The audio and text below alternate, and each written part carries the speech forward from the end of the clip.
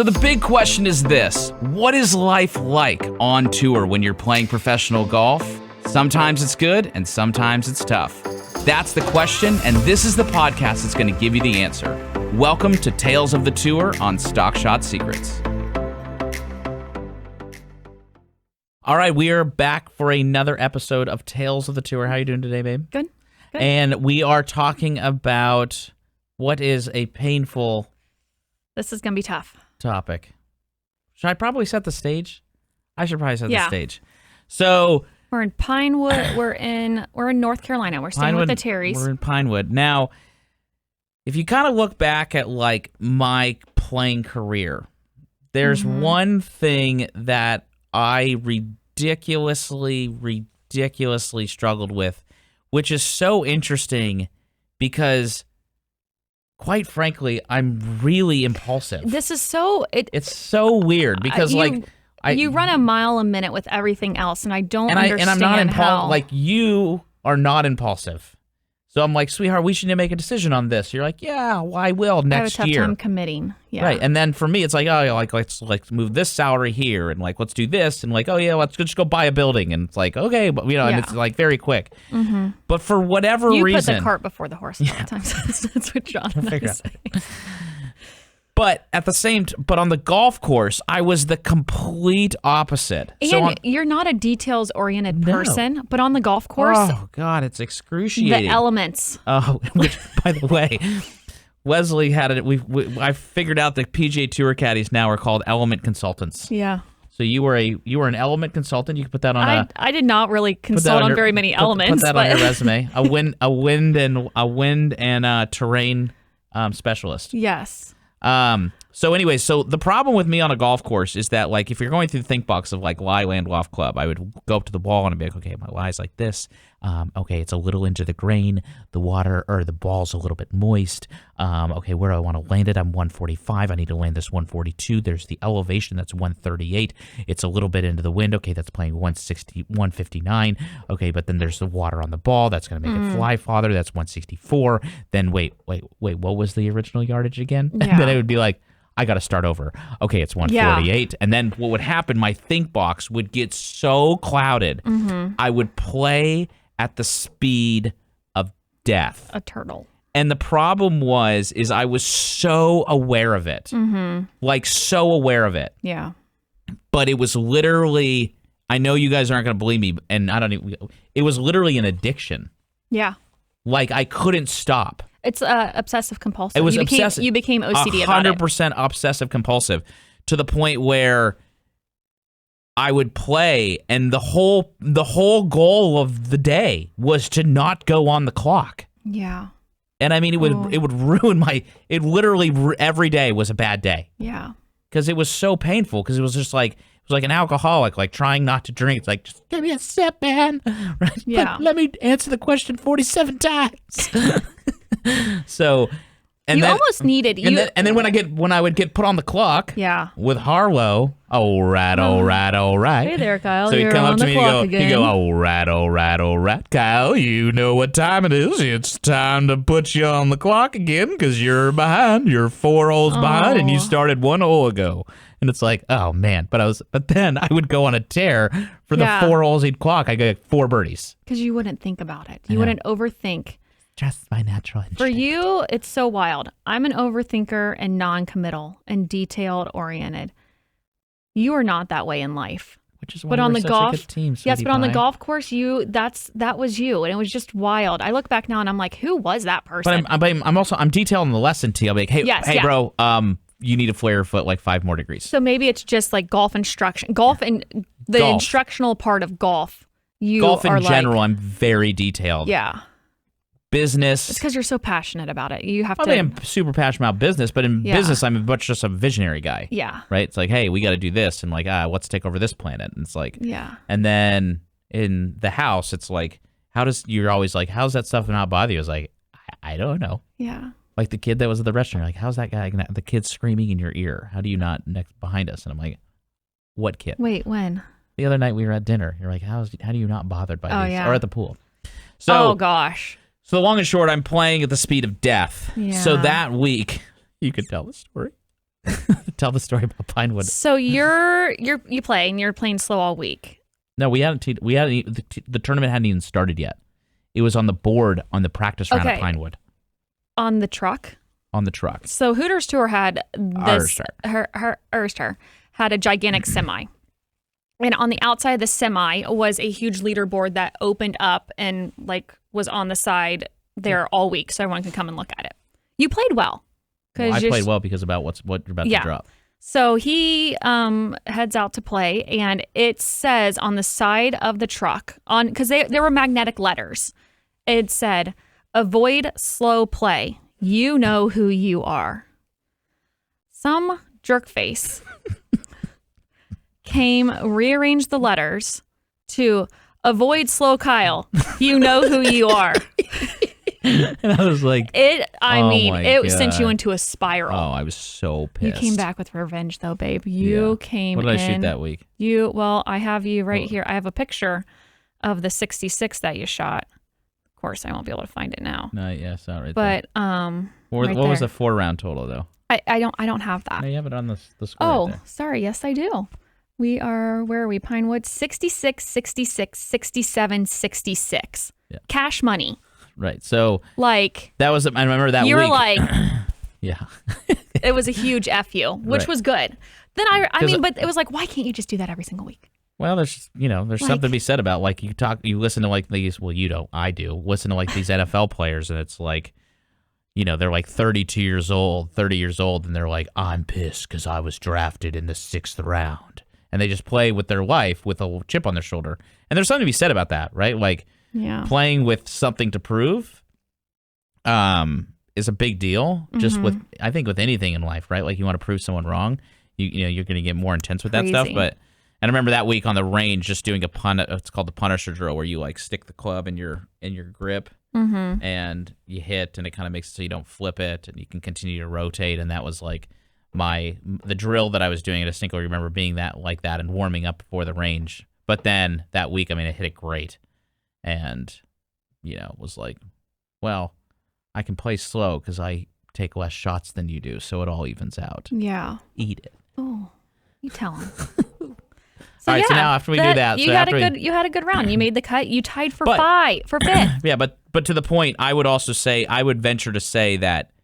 And you did pretty good the week after too. But I would say that if someone say, aside from the fact of my desire to be like a father and be a husband and not travel, that from a technical skill standpoint, that what obsessive compulsiveness, whatever it was, whatever that thing is, I'm not a psychiatrist or psychologist or whatever, but were you on the clock at all the rest of that week?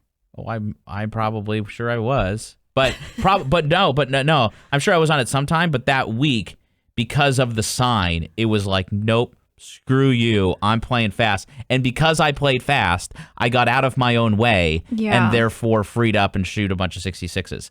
And I think that's with everybody. Like some of you guys, like you're too methodical, and like in the lesson tee, you're like me, and it's like, okay, we got to teach you how to go play golf and play in an hour and 10 minutes. Yeah. Like do completely the opposite. And then some people are like, they don't even like shoot the pin. And it's like, bro, like you got to do some questions. Like you're just a space cadet. Yeah. So, and everybody's different, right? Our stuff is our stuff. So, but that, I would say that the fact of whatever that thing is, that basically led to me quitting. And quite frankly, like when you're like, why don't we go out and play again? And you go do it. I'm like, because that's going to come back out. And like, it just gave me such a knot in my stomach.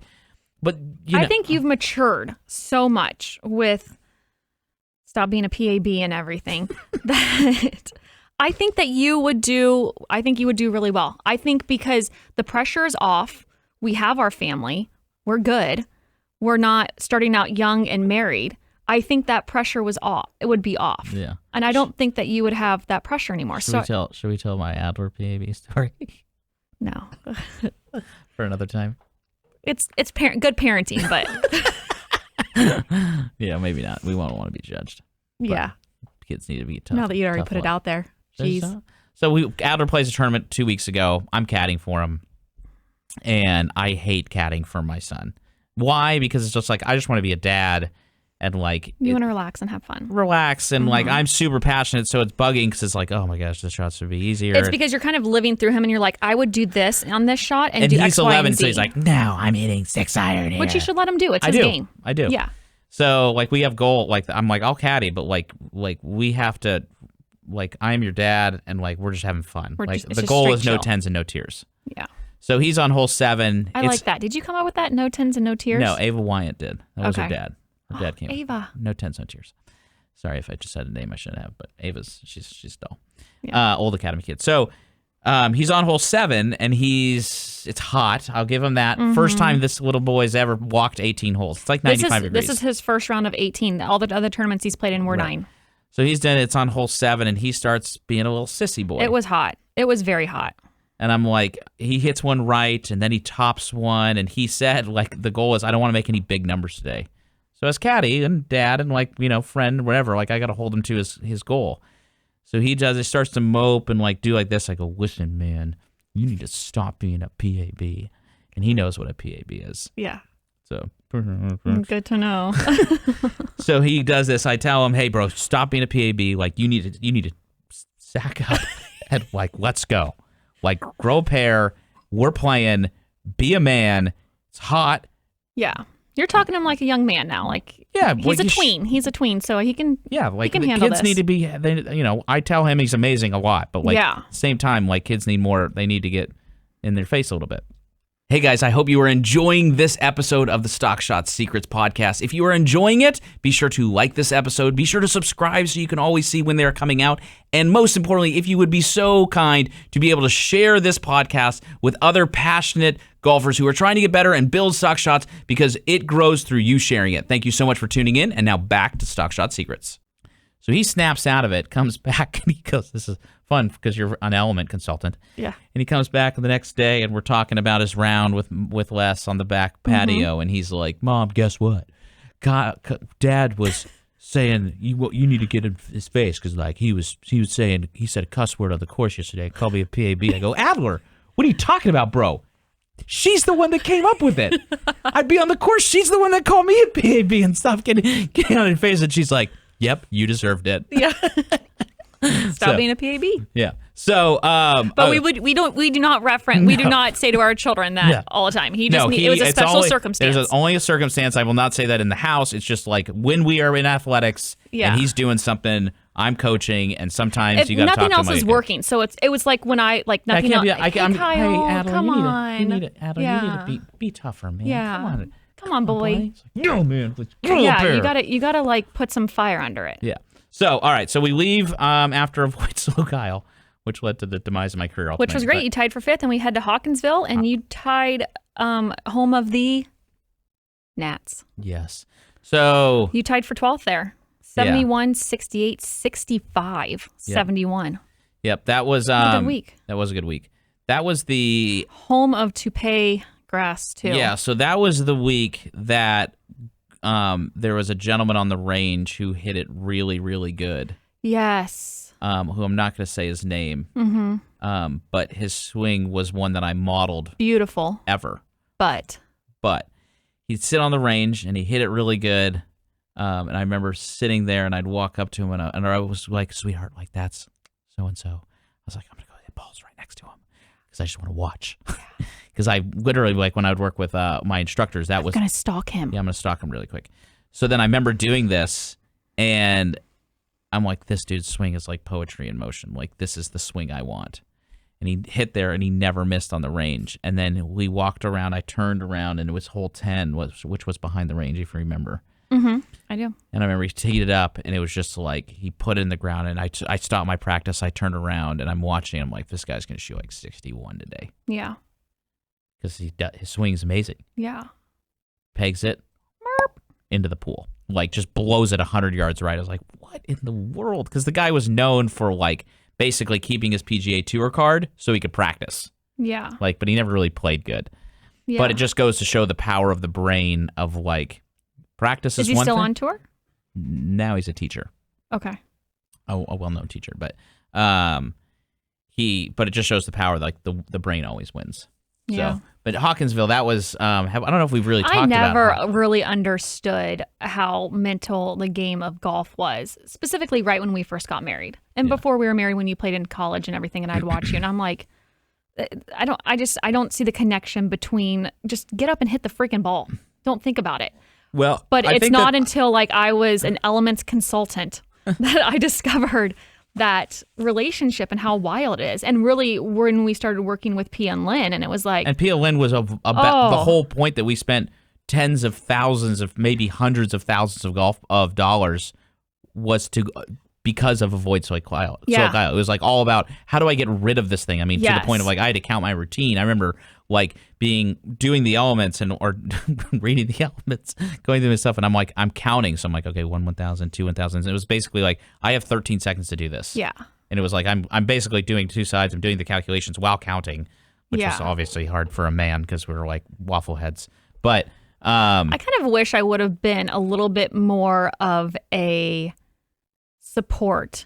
What? You were amazing support. Support like mental, but my support was more of like, don't be a PAB. Don't be a PAB, or like, great job. Oh, babe, that was the best shot ever. That's exactly what you should have done. I know, but real element consultants actually like read the greens. Yeah, that's not what do yardages. No. They know what club to hand you. I only knew when to hand you the driver and hand you the putter. Yeah, but that was okay. I think you did great. It was perfect. Yeah. I forget what I was going to say. Oh, Hawkinsville. Where you'd have to take so in Hawkinsville, every year there was all these gnats, and then you'd have to take dryer sheets and then basically tie them to your face. So you're hitting and basically looking through a dryer sheet. I mean, you've ever seen those baseball games where it's like so many gnats and like you can't even see? Like that's the way this city was. It was like excruciating. However, the toupee grass. Talking about this is all pain points. It's like giving me my stomach. What to tell your version of the toupee grass? Of like the Bermuda grass. Yeah, so that was like 1, 2, was it hole 3? Yep. It was like a dog leg, right? Yep. And you were right. Oh my gosh. Oh, okay. Now I'm getting sick. Okay, so anytime you had to chip. Which, to the credit, wasn't a lot because, man, did I hit it good. Yeah, he was... I would hit like 15, 16 greens around, and I would have to chip 3 times, maybe. Yeah, you're still the best golf player in my book. Oh, but sweetie pie. Chipping, we could have used a little work on. Yes. Well, there's a reason. There's a story to the back end of this. So you really needed Mitch as your coach, the best chipper this side of the Mississippi. Isn't that what you say, Mitch is? So we get you hit it from the fairway. You don't hit it on the green. It's short. And we're right there on the fringe with the toupee grass. What kind of grass is it? It's Bermuda grass. No, Zoysia is easy. Zoysia. Bermuda grass is like super wiry. It grows into like if it obviously grows down. It grows. It grows up, but it grows. It grows sideways. So the roots are there. So like if you're watching this on YouTube or on Instagram, like it's the grass that grows, and then when you hit it, it folds up. Right. You can like literally pick it up, and he's right there on the fringe of the green, right in the Bermuda grass. Yep. And it's just I know that we're SOL. Because you got a chip. And every time you would say, the CNN ticker. Yeah, the CNN ticker over my head now. With chipping, it's just like saying, don't miss the chip. Don't flip the chip. Don't flip the chip. Don't flip the chip. Don't flip the chip. Don't flip it. Say, don't flip the chip. I suck. You could literally, it's like there was like literally a ticker across you could just see what he was saying in his mind. Yeah. Right. Like, have you ever guys seen like, you guys have played with buddies or seen someone in professional sports, and the opposite where you're like, this guy's gonna they're gonna do it right here. Yeah. Right. It was the opposite. It was like, this is not gonna work out. No, and it never did. It never did. So luckily I putted a lot. But my ticker was going on too, because the whole time I'm like, don't flip it, don't flip it, don't flip it. Oh gosh, he has a chip. Oh no, he made contact. Yeah. But I would hit, and I didn't know what I was doing because I never.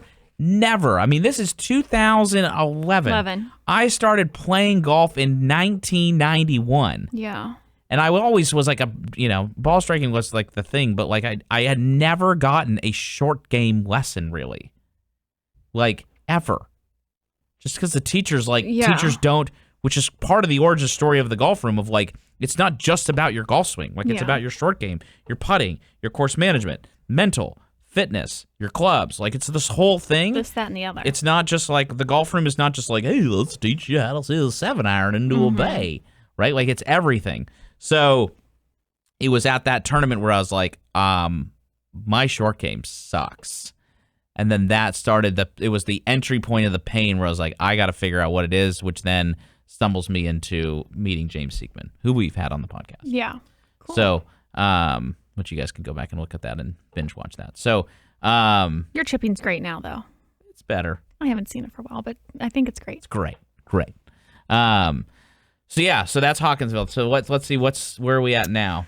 Next after Hawkinsville, we head to Oak Creek, and we just cannot remember where Oak Creek is. So if you're down there in Georgia, we had a three week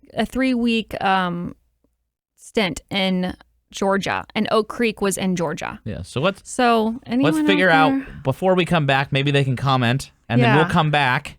Yeah. And we'll know. We'll look at where Oak Creek is. And I think right after this, if I remember, right after Oak Creek in Georgia is when we go to New Orleans for the first time. So that was fun. This will be a good breaking point. Yeah. So thank you so much for tuning in. We'll see you guys back here for another episode of Tales of the Tour. Hey guys, thank you so much for listening to the latest episode of the Stock Shot Secrets. Now, I want to give you a special opportunity where you and I can chat individually by just simply texting the following number. And you can ask any question under the sun about anything relative to your game or your skill, body, mind, whatever it is. So just text me at 614-541-1988. That's 614-541-1988. Subscribe to our text line, and then you can be in the special Stock Shot community where we can talk about everything under the sun regarding stock shots.